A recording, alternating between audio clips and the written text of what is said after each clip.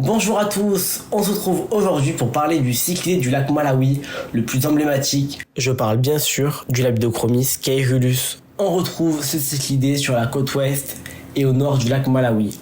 Il existe à ce jour 13 localités officiellement reconnues. Voici la liste. Il existe également des variantes albinos et des hybrides de ce poisson, non présentes dans le lac, mais énormément répandues dans le monde. Dans son milieu naturel, le Labidochromis caerulus reste relativement un petit imbuna, avec une taille moyenne de 10 cm pour les mâles et 8 cm pour les femelles. En aquarium, les mâles peuvent atteindre facilement plus de 12 cm et les femelles peuvent, elles, atteindre plus de 10 cm. Cette différence de taille est souvent due à une nourriture de meilleure qualité, plus riche et plus abondante.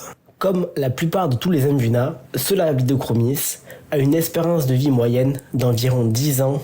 Niveau comportement, cette espèce est assez pacifique. D'ailleurs, c'est une très bonne espèce tampon pour un aquarium à imbuna. En termes de nourriture, les Labidochromis caerulus se nourrissent principalement dans la nature de petits insectes, de petits crustacés et d'algues qu'ils arrachent sur des rochers.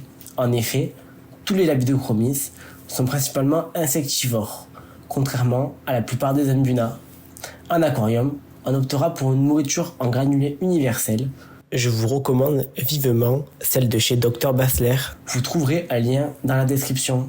On peut également leur offrir une complémentation végétale. Vous pouvez leur donner 1 à 2 fois par semaine de la courgette bouillie ou des granulés à base de spiruline.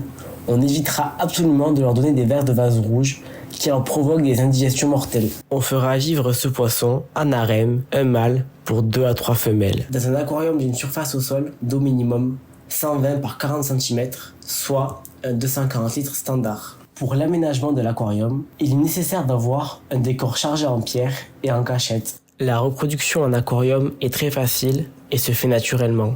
Les mâles creusent un territoire dans le sable et y attirent les femelles. Les femelles gardent pendant 21 jours en moyenne les alevins dans la bouche. Elles les recrachent ensuite dans l'aquarium. Pour maximiser les chances de survie des alevins, je vous conseille de faire cracher les femelles et d'élever les alevins dans un aquarium spécifique. En conclusion, on peut dire que cet imbuna est parfait pour les débutants, mais attention à prendre une bonne souche, car les hybrides sont extrêmement répandus. Merci d'avoir regardé la vidéo. Dites-moi en commentaire quelle espèce voulez-vous que je fasse en fiche-fiche. Ciao!